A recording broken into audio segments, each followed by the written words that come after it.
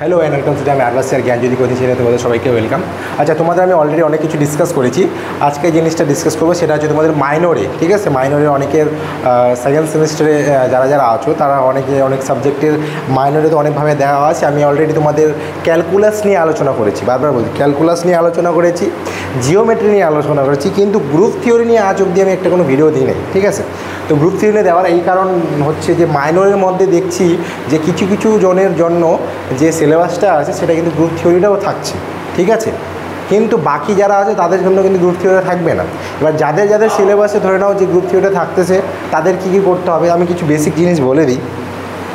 ওই জন্য লেখা আছে বেসিক ডেফিনেশনস আমাদের জানতে লাগবে, হচ্ছে গ্রুপ থিওরি সম্পর্কে বুঝতে হবে কী আছে না আছে।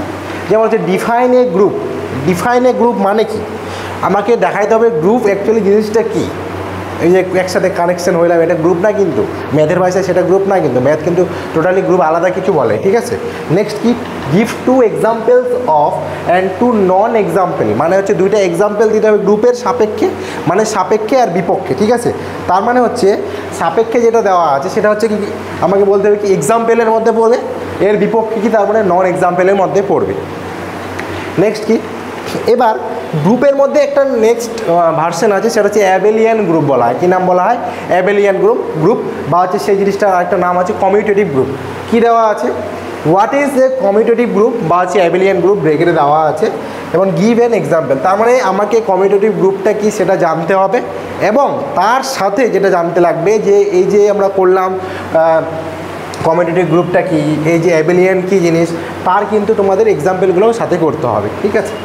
নেক্সট হচ্ছে কি, define a sub group with an example. এবারে গ্রুপ করলাম, গ্রুপটারও কিছু সাব গ্রুপ থাকবে, সেই গ্রুপটাকে আমি ধরে নাও একটা আন্ডার আমি ধরলাম গ্রুপটাকে জি দিয়ে ডিনোট করা হয়, ঠিক আছে? কী দিয়ে লেখা হয়? জি দিয়ে। এবার এই গ্রুপটার আন্ডারে তো অনেক কিছু সাব গ্রুপ হতে পারে, ধরলাম G1, একটা G2, একটা G3, একটা G4, এভাবে তোমার যতগুলো গ্রুপ সেভাবে তুমি নিতে পারো। তো আমি ধরলাম এখানে 4টা গ্রুপ আছে, 1টা 2টা 3টা 4টা। এই 4টা গ্রুপের মেন লিডারকে এই জি, কারণ এই 4 জনের মধ্যে মানে জিটা অ্যাভেলেবেল আছে। তার মানে এখানে আরেকটা কোশ্চেন আসতে পারে যে কি, every group is a subgroup, every is a subgroup and every subgroup is not an হচ্ছে আমাদের কি গ্রুপ। তার মানে হচ্ছে কি, এখান থেকে একটা জিনিস ক্লিয়ার হচ্ছে প্রত্যেকটা গ্রুপেই কিন্তু সাবগ্রুপ হবেই, প্রত্যেকটা গ্রুপেই কিন্তু সাবগ্রুপ হবেই, কিন্তু প্রত্যেকটা সাবগ্রুপ কি গ্রুপ হবে? কি কোশ্চেন মার্ক, মানে কী মনে হয়? এখানে এটা থেকে বোঝা যায় এই জিনিসটা যে G1 আছে, G2 আছে, G3 আছে, G4 আছে, 4টায় কার থেকে বেরোচ্ছে? জি এর থেকে বেরোচ্ছে। তার মানে G1 তো জির মধ্যেও থাকবে, G2 জি এর মধ্যেও থাকবে, তারপর হচ্ছে তোমাদের G3ও থাকবে, G4ও থাকবে। সেমভাবে আমি বলতে পারি যে জি এর 4টা জিনিস জি এর মধ্যে থাকবে, আর জি এর 4টা ভার্সন কত 4টা, G1, G2, G3, G4, ঠিক আছে? নেক্সট, এবার কি আছে, পারমুটেশনস। এবার গ্রুপের সম্পর্কে এইটুকু জাস্ট ডিটেলস দেওয়ার মানে হচ্ছে এটা বেসিক জিনিস, কী করতে হবে তার সম্পর্কে বুঝতে হবে। আমি এটা সম্পর্কে কিছু কোশ্চেন অ্যান্সার বলবো, সেটারও ভিডিও পাবা খুব তাড়াতাড়ি তোমরা, ঠিক আছে? নেক্সট হচ্ছে পারমুটেশনস। এবার পারমুটেশনটা কি, পারমুটেশন ক্লাস 11-এ স্যার শুনছিলাম, 11-এ ছিল বিন্যাস ও সমবায়, সেখানে পড়ছিলাম প্রবাবিলিটি, সম্ভাবনা তত্ত্ব, তাই তো? তার মানে এখানে পারমুটেশন, কীভাবে পারমুটেশন, ধরে নাও একটা টেবিল আছে, সে টেবিলে কীভাবে কতজন বসতে পারে সেরকমভাবে থাকতে পারে। ধরে নাও 10টা টেবিল আছে, সে 10টা টেবিলের মধ্যে স্টুডেন্টগুলো কীভাবে বসতে পারে, ঠিক আছে? ধরে নাও 10টা টেবিলের মধ্যে 50 জন আছে, কীভাবে বসতে পারে? যদি ওরা সার্কুলারে বসে কীরকম হতে পারে, যদি ওরা হচ্ছে ফাঁকা ফাঁকা বসে তাহলে কীরকম হতে পারে, যদি ওরা 3-2 সিস্টেমে বসে কীরকম বসতে পারে, প্রত্যেকটা কিন্তু আলাদা আলাদাভাবে আমার এখানে থাকবে। তার মানে হচ্ছে কি, এখানে পারমুটেশনস মানে কত রকমভাবে হচ্ছে বিন্যাসটা, ঠিক আছে? নেক্সট হচ্ছে কি, what is meant by even and odd permutations. এবার ইভেন আর অড পারমুটেশন বলতে কোনটা বোঝায়?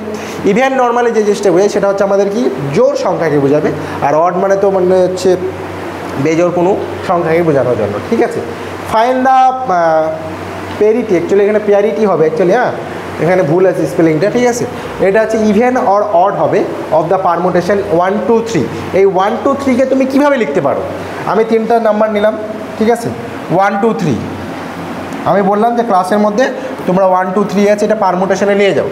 অনেকে বললো স্যার আমি তো 1, 2, 3 লিখবো, অনেকে বললো না স্যার আমি 2 3 1 লিখবো, অনেকে বললো 3 2 1 লিখবো, অনেকে বললো 3 1 2 লিখবো। তার মানে কি পারমুটেশনে অনেকভাবে হতে পারে, এক একজন এক এক রকমভাবে নিতে পারে, সবার চয়েস তো সেম হতে পারে না, সবারই আলাদা আলাদা চয়েস হয়।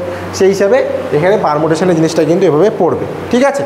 আচ্ছা, next, show that the set of even permutations of n symbols forms a subgroup of Sn। তার মানে হচ্ছে প্রথমে S3-র জন্য দেখালাম সাবগ্রুপ, নেক্সট হচ্ছে Sn এর জন্য বার করলাম, ঠিক আছে।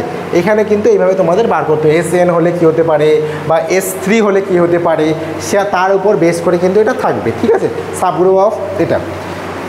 তো আজকে তোমাদের যে জিনিসটা ডিসকাস করলাম সেটা হচ্ছে গ্রুপ কি, তার সাথে হচ্ছে অ্যাবিলিয়ান গ্রুপ কি, তার সাথে হচ্ছে সাবগ্রুপ কি, সাবগ্রুপের আন্ডারে কী কী আছে সেগুলো সম্পর্কে জানতে হবে। এই জিনিসগুলো জানলে আমার অনেকটা গ্রুপের সম্পর্কে ধারণা আসবে, ঠিক আছে। তো আর এখন আমাদের তো অনলাইন ক্লাস চলছে, এবং অনলাইন ক্লাসের সাথে সাথে তোমরা যদি কেউ নোটস বা হচ্ছে তোমাদের কিছু সাজেশনাল ভিডিও বা সাজেশনাল কিছু কোয়েশ্চেন্স চাই বা হচ্ছে সাজেশন নোটস দিতে যাও, তাহলে কিন্তু তোমরা অবশ্যই যোগাযোগ করতে পারো। আমাদের হেল্পলাইন নম্বর দেওয়া আছে, ডেসক্রিপশন বক্সে দেওয়া আছে, তোমরা সেই নাম্বারে ফোন করলে তোমাদের সমস্ত কিছু ক্লিয়ার করে দেওয়া হবে। এবং সেটা সেই যে কোনো সাবজেক্টের জন্য হতে পারে, সেটা আর্টস হতে পারে, সায়েন্স হতে পারে, যে কোনো সাবজেক্টের জন্য। তো কারো যদি কোনো প্রবলেম বা কোয়ারি থাকে অবশ্যই আমাদের সাথে জানাবা এবং এভাবে সাপোর্ট করবে। থ্যাংক ইউ আজকে ভিডিওর জন্য, সবাই ভালো থেকো, সুস্থ থেকো।